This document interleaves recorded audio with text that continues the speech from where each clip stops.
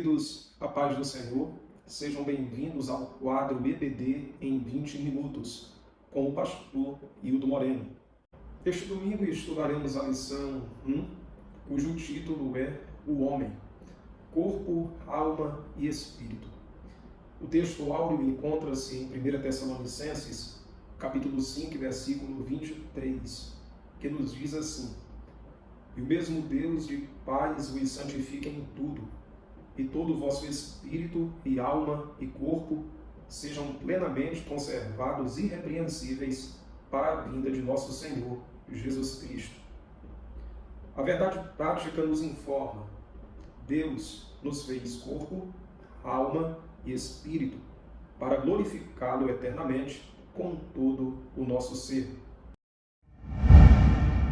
Na introdução da nossa primeira lição, o comentarista inicia com uma afirmação muito valiosa e que esclarece e que também nos dá um norte a respeito daquilo que será tratado no decorrer da lição.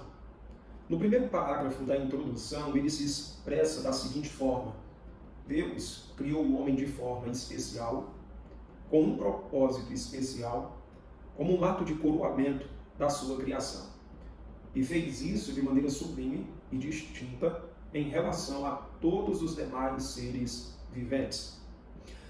3 observações precisam ser feitas e nos ajudarão a contextualizar tudo aquilo que será trabalhado na lição. O homem foi feito de uma forma especial. É a primeira afirmação que o comentarista estabelece. E isto significa dizer que o homem tem em si 2 naturezas: uma natureza terrena e uma natureza espiritual. Uma natureza física e uma natureza divina. E é interessante que, ao criar o homem de tal forma, o Senhor permite que essa criatura tenha legitimidade tanto para interagir com o mundo físico quanto com o mundo espiritual. É importante de já pontuarmos que, quando analisamos essa afirmação, nós percebemos como o ser humano ele ocupa uma posição especial e distinta. Uma segunda observação que podemos fazer, ainda sobre o primeiro parágrafo da introdução da lição de número 1, é que o comentarista ele salienta para nós que o homem foi criado também com um propósito especial.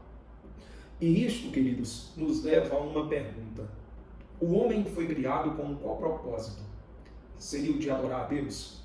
Sim, mas não de maneira primária. Este não é o propósito que Deus tinha em mente, unicamente, ou o primeiro ideal de Deus para a criatura. O homem foi criado com o propósito de servi-lo, sim, mas o serviço também não era o ideal e o propósito inicial de Deus quando ele pensou no homem. Pastor Hildo, se não são essas as expectativas que Deus tinha ao criar o homem em primeiro lugar, então qual é o propósito por trás da existência do homem? Deus criou o homem com o propósito de se relacionar com ele. Porque, queridos, a gente não pode ignorar que Deus é um Deus de relacionamento. E é possível, sim, adorarmos a Ele sem nos relacionarmos.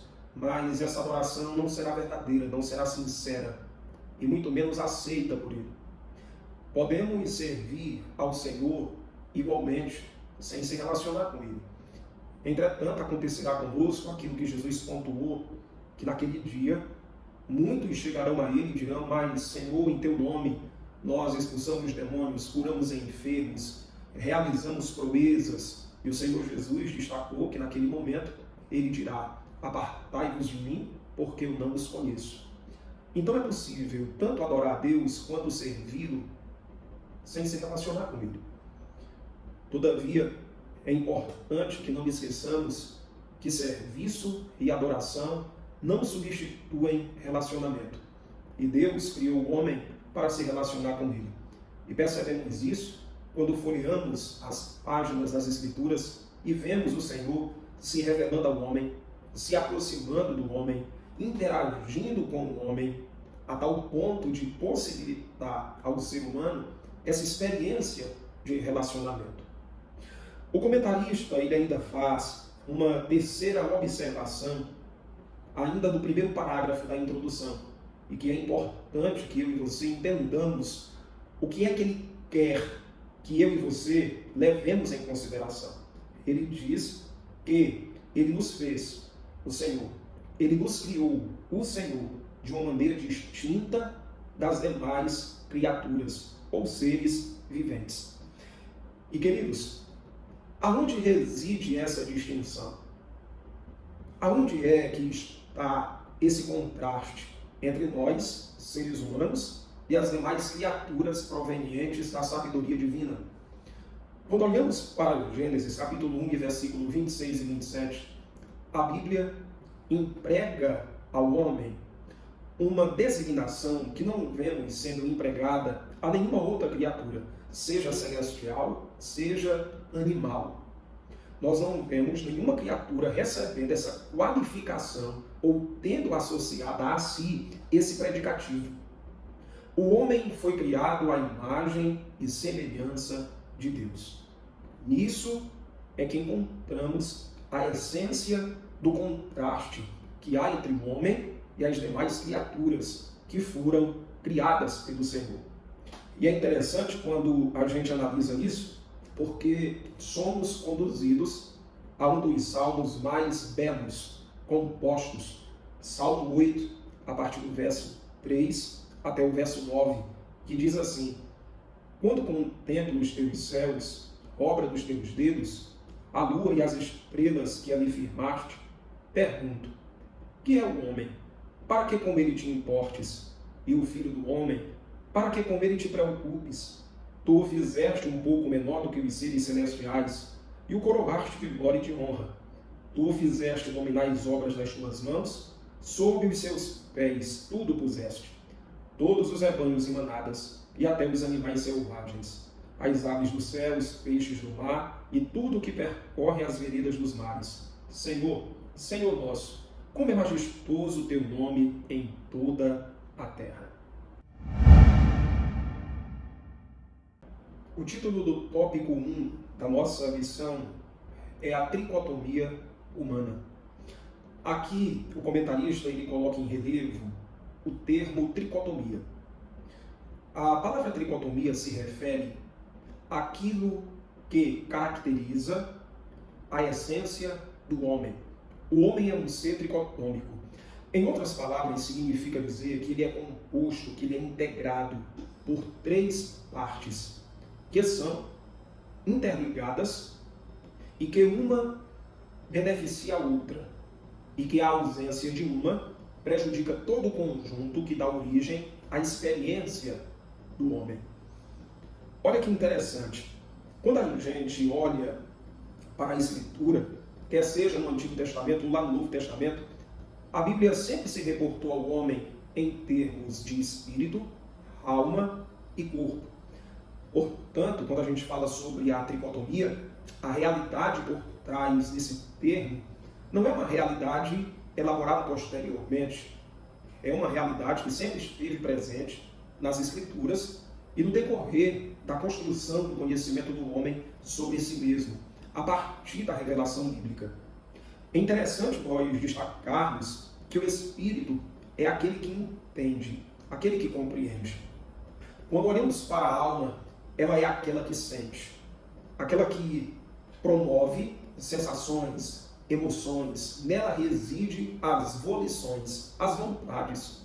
E quando a gente olha para o corpo, ele é aquele que externa, ele é aquele que materializa tudo isso que provém tanto do espírito quanto da alma. Além de ser um receptáculo, de ser a casa do espírito e da alma do homem. Em 1 Tessalonicenses, capítulo 5, versículo 23, a Bíblia deixa bem claro o caráter tricotômico do homem, ao dizer: e o mesmo Deus de paz vos santifica em tudo, e todo o vosso espírito, e alma e corpo sejam plenamente conservados irrepreensíveis para a vinda de nosso Senhor Jesus Cristo. A engenharia por trás da existência humana é gloriosa. Olha que interessante, quando a gente olha para os animais, que são seres que coexistem com o homem ainda desde o princípio, desde o começo da criação, relatado em Gênesis 1 e Gênesis 2, a gente percebe que eles, os animais, só interagem neste plano, neste mundo, a saber, desse aspecto físico, material, tangível. Quando a gente olha para os seres celestiais, a saber, os anjos e outras criaturas celestiais que são mencionadas na Bíblia, a gente vai notar que essas criaturas, por mais que elas possam se materializar, mas elas não possuem naturalmente um corpo material.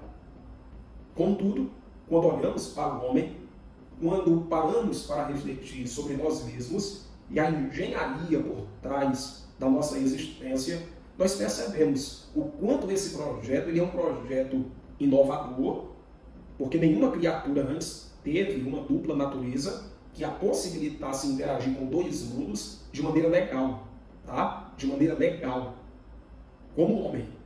O homem, ele é um ser que tem um corpo que o permite interagir com a matéria à sua volta, e o homem tem um espírito que o permite também interagir com as realidades espirituais. A exemplo disso, nós temos muitas figuras bíblicas que, mesmo em corpo físico, interagiram em espírito com as realidades espirituais. Por exemplo, Ezequiel, quando foi deportado para a Babilônia, a Bíblia menciona para nós que às margens do rio Quebar, ele teve visões de Deus. E depois, o próprio relato bíblico informará a nós que em espírito ele vivenciou experiências espirituais, transcendentais, extraordinárias. Extraordinárias. Quando a gente olha para João, lá no livro de Apocalipse, é mencionado para nós que na ilha de Patmos, no dia do Senhor, ele foi tomado. E em espírito, ele também experienciou realidades sobrenaturais, mesmo estando vivo, só que em espírito.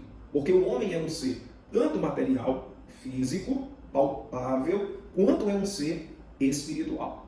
E é isso que fica em evidência no primeiro tópico da nossa lição, e que a gente precisa entender corretamente para não confundirmos e nem limitarmos esse projeto tão audacioso de Deus ao dar ao homem a legitimidade de interagir tanto com o mundo físico, por ter um corpo físico, quanto com o mundo espiritual, por ser também um ser dotado de espírito.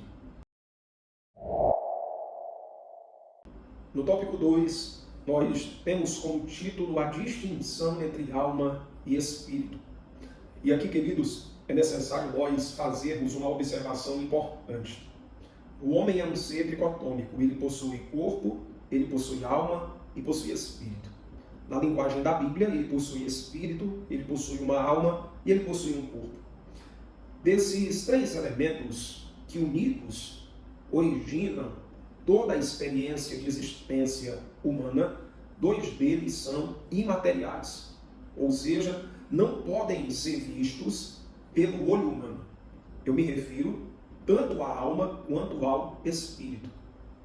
E é interessante nós destacarmos que todo ser humano, ele possui uma alma e ele possui um espírito. Contudo, por causa do pecado, e aqui convém nós trabalharmos essa compreensão, por causa do pecado, três relações foram diretamente afetadas. A primeira relação, a relação do homem com Deus.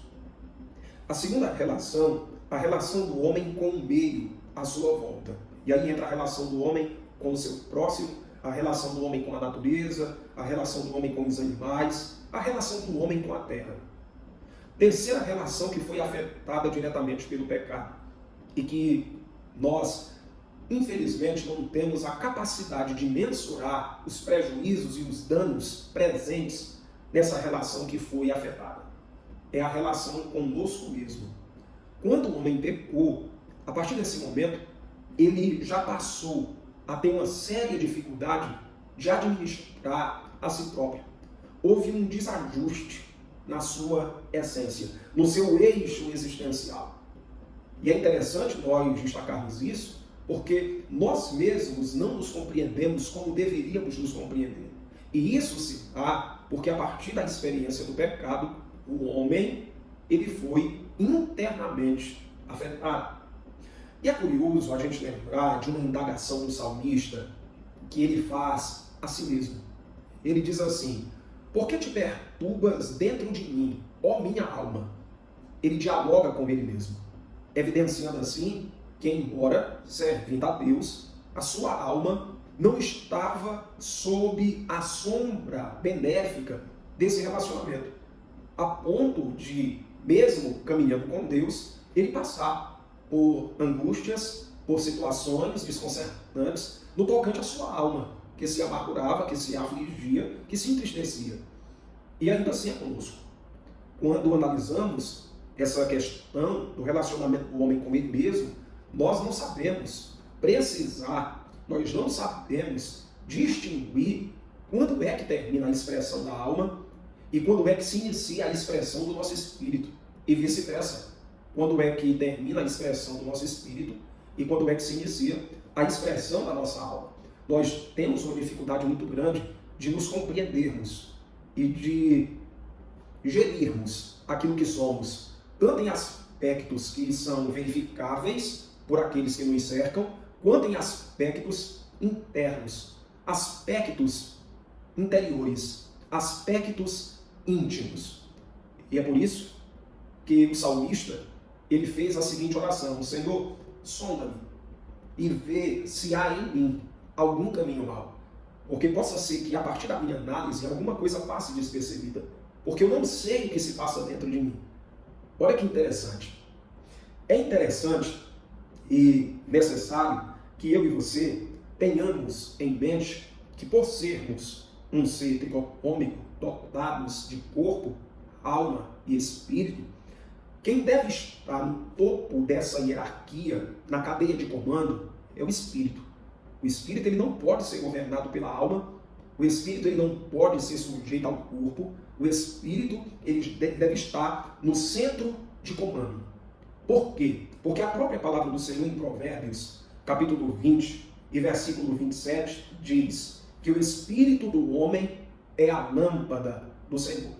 Ou seja, é o espírito que recebe a instrução, que recebe a orientação, a iluminação de Deus.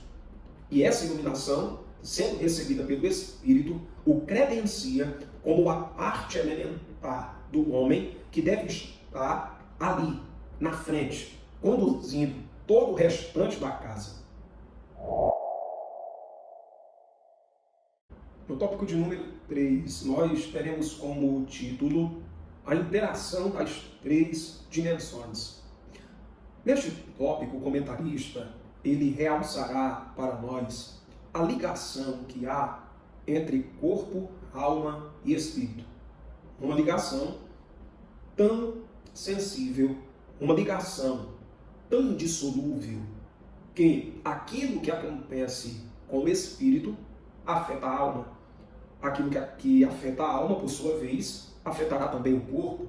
E aquilo que afeta o corpo, sem dúvida, afetará igualmente o espírito e a alma.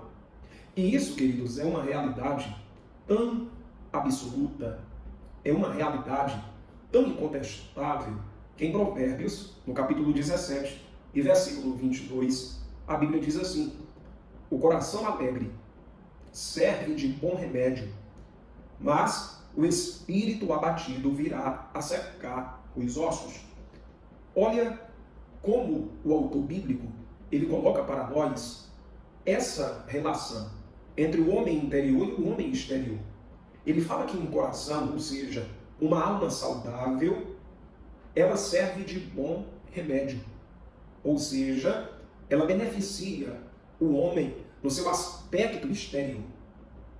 Na segunda parte da sua colocação, o autor bíblico diz que o espírito abatido, por outro lado, ele seca os ossos.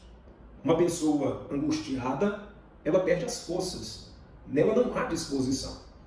Tudo isso para mostrar a mim e a você que aquilo que acontece com o nosso corpo afeta a nossa alma, aquilo que acontece com a nossa alma pode afetar o nosso espírito. Não há possibilidade, querido, não há possibilidade, querida, de nós priorizarmos só uma parte daquilo que somos e desejar que isso por si só seja suficiente para manter toda a estrutura devidamente saudável. Porque há aqueles que se preocupam unicamente com a alma, aqueles que praticam meditação, recorrem ao yoga, a outras práticas, até mesmo esportivas, e acreditam que cuidando da alma, todo o restante estará bem. Outros se preocupam unicamente com o espírito e acham que o espírito por si só será suficiente para energizar e para trazer benefícios a toda a estrutura do homem. Há outros que ali representam, a maioria dos casos, que se preocupam unicamente com o corpo. São aqueles que fazem o corpo não só o meio das suas existências, mas também o fim delas. E esquecem dos elementos internos. Contudo, quando olhamos para a palavra de Deus, percebemos que essa engrenagem que caracteriza o homem, ela é uma engrenagem que deve ser levada em consideração no todo. Caso contrário, nós pagaremos um alto preço se focarmos em apenas uma parte e esquecermos que Deus nos fez igualmente corpo, igualmente alma e igualmente espírito. Chegamos à conclusão da nossa missão, onde entendemos que apenas a partir de uma correta compreensão daquilo que constitui o homem é que pode proporcionar a ele uma vida cristã equilibrada. Não podemos esquecer do cuidado, do zelo, da proteção que a nossa alma deve ter como sede das nossas emoções. Não podemos também esquecer do cuidado, do zelo e da proteção que o nosso espírito deve ter como uma lâmpada do Senhor. E também não podemos ignorar o cuidado, o zelo e a proteção que devemos dispensar ao nosso corpo. E aqui eu encerro recordando e também compartilhando com você uma história que exemplifica muito bem como é importante nós cuidarmos de tudo aquilo que somos: alma, espírito e corpo. Um determinado pastor, chamado por Deus, era um homem que, embora muito dedicado ao estudo bíblico, à oração, ele negligenciava cuidados básicos com a sua saúde. E, a partir desse descuido, começou a sofrer muito. Problemas de saúde muito sérios. E, certa feita, acamado, em um leito de hospital, o Senhor visitou ele e falou a ele: o ministério que eu tenho para você é um ministério grande e um ministério longo, mas você tem feito de tudo para encurtá-lo. A partir de hoje, cuide-se, porque há coisas que só você pode fazer por você mesmo. Quando Deus falou isso com ele, foi suficiente para ele repensar hábitos, para ele repensar comportamentos, para ele mudar rotinas. E isto, queridos, se aplica a todos nós. Aquilo que Deus tem para nós passa pela correta mordomia que devemos ter com o nosso próprio corpo. O uso adequado, a administração coerente desse corpo, que é o veículo das nossas expressões, aquilo que materializa as nossas ações, como devemos também ter o devido cuidado com a nossa alma, que é aquela que podemos chamar de a fonte das nossas vontades, sentimentos e desejos.